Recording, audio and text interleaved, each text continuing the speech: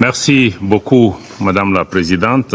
Mesdames, Messieurs les membres du Conseil de sécurité, merci pour les mots aimables à notre endroit. Je voudrais tout d'abord féliciter les Émirats arabes unis pour la présidence du Conseil de sécurité. Le gouvernement du Mali prend note du rapport du secrétaire général sous examen et remercie M. El Khassim Wan, chef de la MINUSMA, pour sa présentation et les mises à jour. Les observations détaillées du gouvernement du Mali ont fait l'objet d'un mémorandum communiqué à votre Conseil. Pour ma part, je voudrais formuler quelques observations majeures suivantes. Je commence par la situation politique, notamment l'évolution du processus de transition. Il vous souviendra que l'une des priorités assignées au gouvernement de transition était de conduire des réformes politiques et institutionnelles qui puissent garantir un meilleur avenir à nos populations à travers une stabilité institutionnelle durable. Cette demande légitime de nos compatriotes est sur le point de devenir une réalité. En effet, le gouvernement de transition, dans le cadre d'une démarche inclusive et largement consensuelle, a pris des mesures fortes et irréversibles pour le retour à un ordre constitutionnel apaisé et sécurisé dans les délais convenus. Le gouvernement de transition s'attelle à l'organisation réussie du scrutin référendaire prévu le 18 juin afin de doter le Mali d'une nouvelle constitution conformément aux aspirations du peuple malien exprimées lors des assises nationales de la refondation. Le bon déroulement du processus de vulgarisation du projet de constitution et la campagne électorale y relative augurent un scrutin référendaire apaisé et crédible. Madame la Présidente, sur la situation sécuritaire, je rappelle encore une fois que depuis l'intervention militaire en Libye en 2011, les populations de mon pays, le Mali, et celles de la région du Sahel vivent un véritable drame. Hélas, nos pays, nos populations attendent encore, et ce depuis plus d'une dizaine d'années, une réponse internationale à la hauteur de cette menace créée et de ses conséquences humanitaires préoccupantes pour la région. Pour ne parler que du cas spécifique de mon pays, le Mali, je dois dire que les prescriptions internationales, notamment celles prodiguées par la MINUSMA depuis sa création en 2013, ont montré leurs limites. Sinon, comment expliquer que la situation sécuritaire du Mali en 2013 soit bien meilleure à celle que nous connaissons de nos jours? Le réalisme impose le constat de l'échec de la MINUSMA, dont le mandat ne répond pas aux défis sécuritaires. Pour sa part, le gouvernement de transition n'a jamais perdu de vue que la responsabilité première de la défense du territoire national et de la protection des populations ainsi que des biens relève avant tout de l'État malien. C'est la raison pour laquelle il a donné une place de choix au renforcement des capacités et à l'équipement des forces de défense et de sécurité maliennes, afin de leur permettre d'accomplir leur mission régalienne. Grâce à ce choix judicieux, nos forces continuent de remporter contre les groupes terroristes, les groupes armés terroristes, des victoires décisives, reconnues et appréciées par le peuple malien. Je sais que cette montée en puissance des forces de défense et de sécurité maliennes suscite beaucoup de commentaires, voire des campagnes hostiles, de désinformation et de déstabilisation dont le Mali est malheureusement l'objet depuis 2021, y compris à travers l'instrumentalisation et la politisation de la question des droits de l'homme qui a été relevée autour de cette table. C'est l'occasion pour moi de répondre à certains commentaires et déclarations concernant le rapport du Haut Commissariat aux droits de l'homme sur les événements de Moura.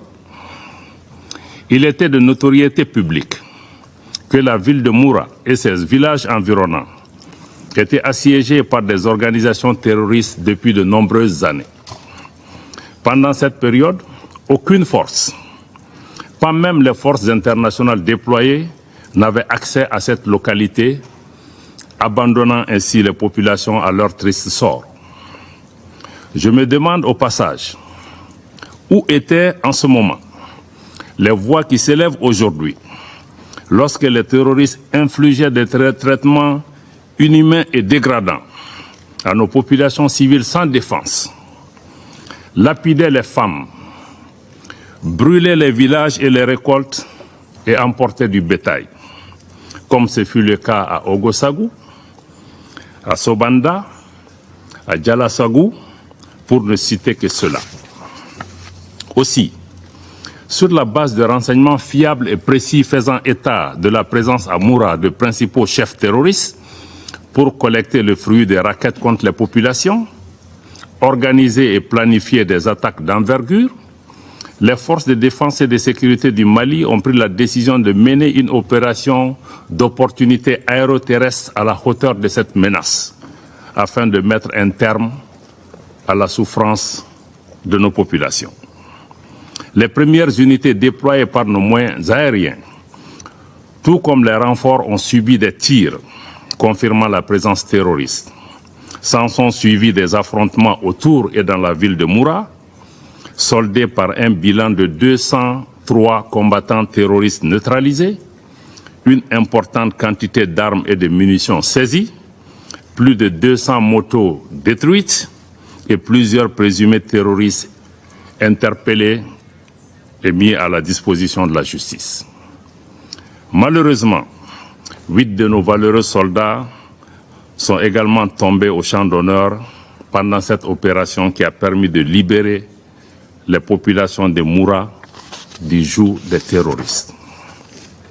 À la suite d'allégations d'exactions, les autorités compétentes ont immédiatement ouvert des enquêtes.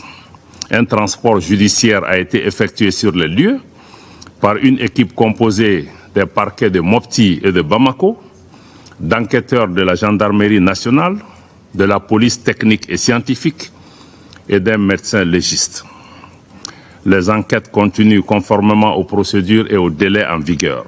Les conclusions de ces enquêtes seront rendues publiques. Le gouvernement rejette vigoureusement les conclusions hâtives du rapport biaisé du Haut Commissariat aux droits de l'homme. Nous voyons dans ce rapport orienté une volonté réelle de certains États d'instrumentaliser notre organisation commune pour nuire, voire punir le Mali pour ses choix souverains.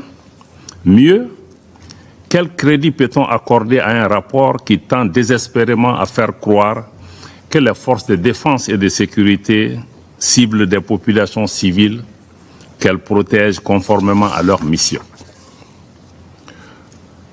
De plus, ce rapport comporte des images obtenues par l'usage, dit-on, de satellites, à l'insu des autorités nationales, ce qui constitue un cas clair d'espionnage. Nous devons être humbles et comprendre que personne n'aime le Mali plus que les Maliens, que personne n'aime les Maliens plus que les autorités maliennes. Le gouvernement n'est pas le seul à rejeter d'ailleurs ce rapport fictif, c'est les conclusions fictives de ce rapport. De nombreux habitants de Moura, dont des femmes, ont fait le déplacement à Bamako pour démentir la teneur de ce message, de ce rapport. Les témoignages des habitants de Moura, documentés et largement disponibles, démentent clairement les accusations sans fondement contenues dans ce rapport et mieux, dénoncent les méthodes employées par les enquêteurs. Ces habitants ont témoigné que les forces maliennes n'ont ciblé que des terroristes. Dans la même dynamique, et dès les premières allégations formulées en avril 2022 par certains États et des organisations de défense des droits de l'homme, le président de l'association Tabital Poulakou avait catégoriquement rejeté des accusations portées à l'encontre des forces de défense et de sécurité maliennes, notamment les accusations de viol de femmes. En outre, le président de l'Association malienne de défense des droits de l'homme, la MDH, a vigoureusement dénoncé la méthodologie et les conclusions de cette enquête. Ces prises de position fortes et librement exprimées méritent d'être signalées car elles proviennent d'organisations et de personnes qui ont vécu ces événements ou en ont reçu des informations crédibles et vérifiables. Nous réitérons notre ferme opposition à toute tentative d'instrumentalisation et de politisation de la question des droits de l'homme et au traitement à géométrie variable de cette problématique. À cet égard, il est paradoxal de noter la célérité avec laquelle la mission d'établissement des faits a été mise en place, alors qu'au même moment, le Mali portait plainte devant le Conseil de sécurité des Nations Unies le 15 août sur les actes d'agression de la France contre la souveraineté et l'intégrité territoriale du Mali à des fins de déstabilisation.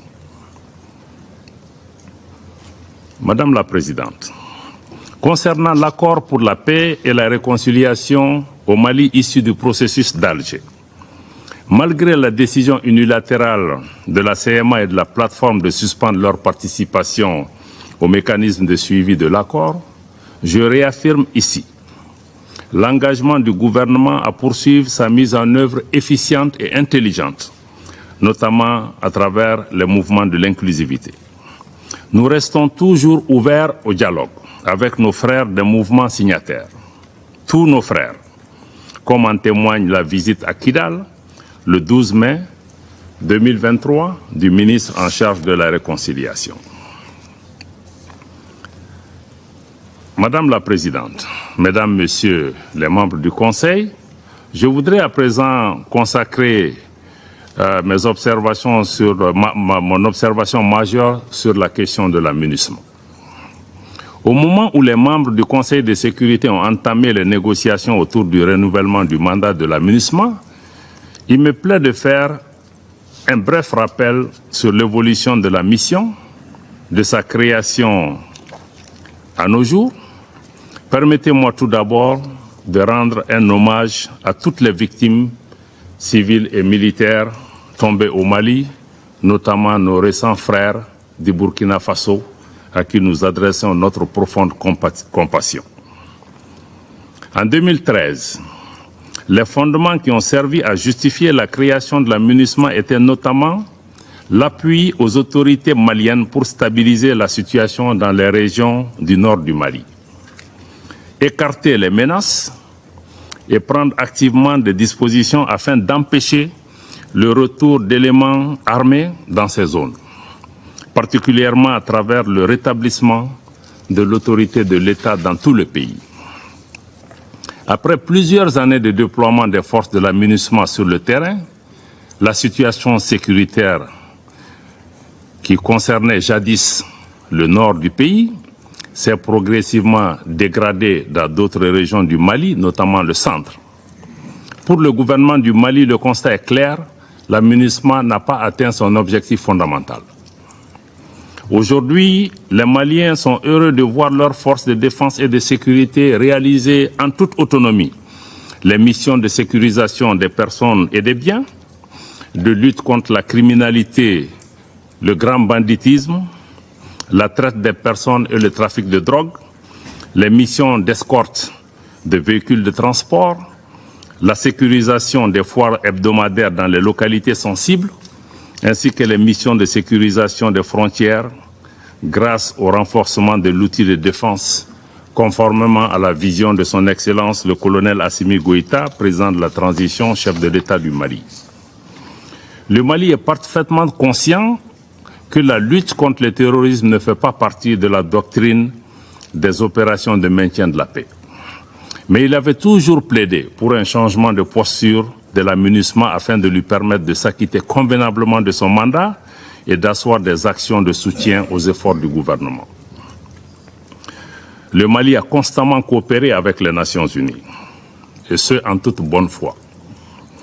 Dans cette approche constructive, nous nous sommes par exemple pleinement engagés avec le Secrétariat général des Nations Unies dans le cadre de la revue interne de la MINUSMA, afin de renforcer les capacités opérationnelles de la force onusienne dans la dynamique d'appuyer le Mali à se stabiliser. Je regrette de réaffirmer aujourd'hui que les options proposées par le secrétaire général dans son rapport sur l'examen interne de la MINUSMA ne répondent pas aux préoccupations et aux attentes maintes fois exprimées par le gouvernement et les populations du Mali. Nous n'avons d'autre choix que de parvenir aux conclusions objectives du bilan de 10 années de présence de la MINUSMA qui n'a pu apporter des réponses adéquates à la situation sécuritaire au Mali et dont les perspectives de maintien ne répondent pas aux impératifs de sécurité des Maliennes et des Maliens. Ni les propositions du secrétaire général, encore moins le projet de résolution en cours de négociation par les membres du Conseil, n'apportent de réponses appropriées aux attentes des Maliens. Ce projet de résolution d'ailleurs conforte la récusation de la France en tant que porte-plume, tant son contenu est hostile à l'égard de mon pays. Outre la dimension sécuritaire que nous assurons désormais par nos propres moyens, nous attendions légitimement de la MINUSMA qu'elle soit une mission d'assistance et de soutien aux efforts du gouvernement. Malheureusement, la MINUSMA semble devenir partie du problème en alimentant les tensions communautaires exacerbées par des allégations d'une extrême gravité et qui sont fortement préjudiciables à la paix, à la réconciliation et à la cohésion nationale du Mali. Cette situation engendre un sentiment de méfiance des populations à l'égard de la MINUSMA et une crise de confiance entre les autorités maliennes et la MINUSMA. Au regard de tout ce qui précède, le gouvernement du Mali demande le retrait sans délai de la MINUSMA. Cependant, le gouvernement est disposé à coopérer avec les Nations Unies dans cette perspective. Madame la Présidente, Mesdames et Messieurs les membres du Conseil, pour terminer, je tiens à exprimer la gratitude du gouvernement et du peuple malien à l'ensemble des partenaires, tant bilatéraux que multilatéraux, qui nous accompagnent dans la stabilisation des chantiers importants de refondation du Mali. Le gouvernement du Mali reste disposé à coopérer avec les partenaires qui respectent sa souveraineté, ses choix stratégiques et les intérêts vitaux des Maliens. Fidèle à notre tradition d'hospitalité, le Djatiguia, le Mali demeure naturellement ouvert à tous les pays et à tous les peuples du monde. Je vous remercie de votre aimable attention.